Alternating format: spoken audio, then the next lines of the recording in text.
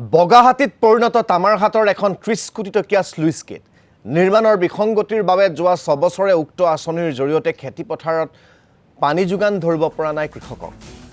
হাবি জংঘলেৰে আৱৰি ধৰিছে নলাসমূহ। ঠিকাদাৰ অভিযন্তাই আঁচনিৰ ধন হৰলুকি কৰি বিসংগতিপূৰ্ণভাৱে স্লুইচ গেট নিৰ্মাণৰ অভিযোগ স্থানীয় লোকৰ। স্থানীয় কৃষকে এই সম্পৰ্কে বিভাগীয় মন্ত্ৰীক কেইবাবাৰো অভিযোগ দিয়াৰ পিছতো নাপালে সঁহাৰি, যাৰ ফলত এতিয়া এই কোটিটকীয়া স্লুইচ গেট এইদৰেই পৰি ৰৈছে তামাৰহাটত। তামাৰহাটৰ সংবাদদাতা শহীদুল ইছলামে আমাক জনাব এই সন্দৰ্ভত সবিশেষ। মই বৰ্তমান উপস্থিত হৈ আছোঁ ডিংডিঙা মান্দাৰগুটি অঞ্চলত, আৰু এই মান্দাৰগুটি অঞ্চলত বাওনাই নৈৰ ওপৰত প্ৰায় ৩০ কোটি টকা খৰচ কৰি এখন জলসিঞ্চন আঁচনি স্থাপন কৰিছে। মোৰ সতীৰ্থ যদি সেই দৃশ্য দেখুৱাই, এয়া হ'ল ডিংডিঙা মান্দাৰগুটি অঞ্চলত থকা জলসিঞ্চন আঁচনি। এই আঁচনিখন প্ৰায় ৩০ কোটি টকা খৰচ কৰি স্থাপন কৰা হৈছে, কিন্তু এই আঁচনিৰ দ্বাৰা কোনো ধৰণৰ উপকৃত হ'ব পৰা নাই সাধাৰণ ৰাইজ।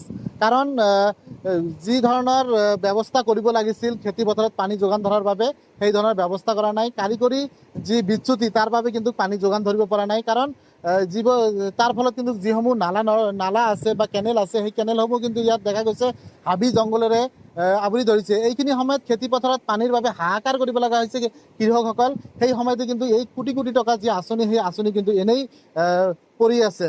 স্থানীয় ব্যক্তি আছে, মই কথা পাতিম। হয় দাদা, অলপ যদি আগুৱাই আহে, হয় কি ক'ব? এই নমস্কাৰ, আমি মান্দাৰগুটি গাঁৱৰ ৰাইজ। প্ৰতিদিন ৰিপৰ্টাৰ আগত পোনপটীয়া মোৰ তৰফৰ ধন্যবাদ।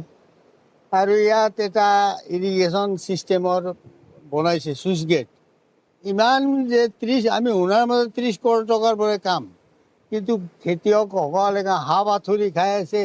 আজি প্ৰায় আগষ্ট মাহ আহি গ'ল, খেতি কৰিব পৰা নাই, এইটো পানী পোৱা নাই।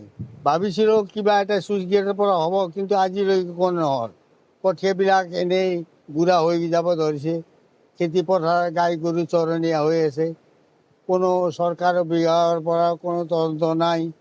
সেইকাৰণে আমি আজি এই নিউজ চেনেল দি আপোনাক ক'ব বিচাৰোঁ, যাতে আমাৰ এইটো BTR প্ৰমোদ বড়ো ছাৰ, লগতে আমাৰ অসমৰ মুখ্যমন্ত্ৰী হিমন্ত বিশ্ব শৰ্মা ছাৰক আহ্বান কৰোঁ, যাতে অনতি পলমে এইটো ইনকুৱাৰী কৰি এইটো উচিত তদন্ত কৰা হওক, এইটো কামনা কৰোঁ। আৰু কি কিমান দিন হ'ল, কিমান দিনৰ পৰা এইটো প্ৰায় 6 বছৰ হৈ গ'ল কমপ্লিট হোৱা।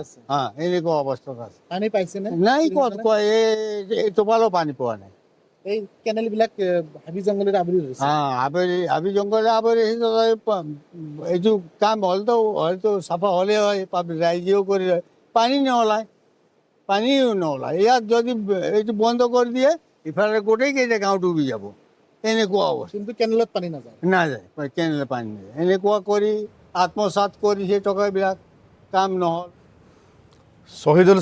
শহীদুল ইছলাম, আপোনাক এই মুহূৰ্তত ধন্যবাদ জ্ঞাপন কৰিছোঁ।